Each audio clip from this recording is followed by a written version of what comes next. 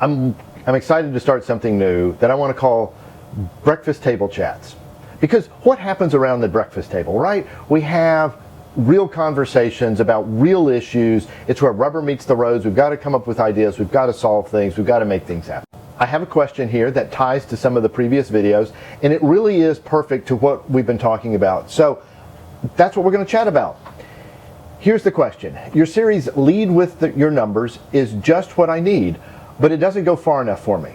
Number 13, Stabilize with Profits, is where I'm at, and now I'm trying to get my team to understand number 14, Cost of Labor. Here's my problem. I need to bill various kinds of labor to jobs, so knowing my true cost is important to figure out the rate to charge. But I'm getting pushback from my team since this is not the way we've been doing things all these years. They just want to know what the margin I want on a job. No one seems to understand that we're putting too much time on these jobs. What suggestions do you have? This is a great question. In my experience, a very common question. And so lead with your numbers is right. It skims the surface. Doesn't go far enough. And hopefully we can continue to make more content and support you in that. And also you can just engage with me or in master classes, and we can certainly get into more specifics that way too. But to address your specific question, first I want to congratulate you on beginning to understand your numbers, because clearly you're understanding cost of labor, and which is one part of the equation, and the other part of the equation, which is how much time is actually being used. So your problem is we're changing the way we've always done things, and the team is struggling with that, and you're getting pushback. So how do you lead with the understanding you've got? All right. First of all, as I'm reading your question, I'm seeing a couple of things. And that is, you've been doing this a very long time. And what they're used to is just simply asking, how much margin do you want on the job? Well, that's impossible to answer if you don't know the cost. And clearly, whatever cost they think the job is, they're making them up when it comes to labor, or it's too low or too high or whatever, because they don't have the quantity. So now, if it's just product, you can know the cost of the product and put margin on top of that and sell it, sure. But that's not what you're asking about. What you're asking about is on the service side, that the labor that you do provide needs to be billed. So to lead on this, what I suggest is a couple of things. First of all, you need to determine how many hours are appropriate for this project. So let's just make up some numbers so I can illustrate it with it. Let's say, based on your years of experience, you go, okay, boom, it should be 40 hours is what it should take. And let's just say they give you pushback to the tune of like 80 hours. They're going there's no way we can do it in 40 hours. We've never done a job like this in 40 hours. We need 80 hours. Well, that's because they've had, a blank check. They could just take as much time as they wanted. And you're like, no, it's going to be 40. All right, so what you need to do now, the leadership here, isn't just giving them a number and just saying, go do it. Leadership is, I'm going to show you how to get to the 40 hours. So show me what you've been doing in 80, okay? You don't need to do these things, okay? Because if they're paying for 40, this is what they're getting. Now, if they were paying more, they might get some of the things you're doing here, but they're not. Well, you might discover something in this whole process too, that 40 is too low. And really, you're like, even to accomplish what you were thinking is going to take more like 50 hours. Now, here's the whole thing. Keep in mind something else. And it's value. And I'd send you back to the video, and I think it's number 4, where I talk about the value and inflation and all of that.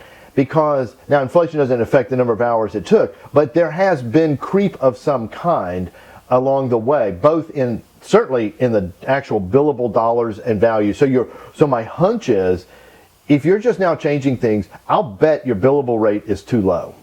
And so you've had inflation. So go back to that one and look at it and just apply that factor. Use the stamp inflation. Don't use the U.S. inflation calculator. But anyhow, that rate is going to probably raise what your billable rate is. Anyhow, then work through the hours with your team, and you may need to re-estimate it. So this gets to what job costing is. What job costing in the pure accounting sense is simply, okay, here's the job, here's what we did, and here's what it cost. And so it's accounting for all the costs that occurred. I'm also using this for job, so to speak, pre-costing or budgeting. I would actually use the word estimating. So I'm going to create a job estimate, and that's what you would say, like, bid the job with, based on your estimate. And I imagined you're a little low and your team's high, and so there's going to be some adjustment. And this is good because once let's say you settle on let's say you and the team all agree 50 hours, and more than likely your sales team or okay, look, the market's only going to bear so much. Okay, we can't go out there and just charge 80 hours. That's just going to blow us right out of the water. We're not going to get the job. 50, it's going to be tight. It's going to be a little bit, we're going to have to fight for it, but 40 would be easy. Well, the reason is there's an inflation difference in there too.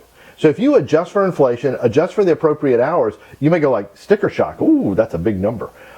But you need to realize, hey, for us to deliver and make money, this is what it's going to take. That involvement, what I'm describing there in that whole movement, is you leading with your numbers. And you start bringing your team along one job at a time, and y'all just keep working on it. And it's going to be painful, okay?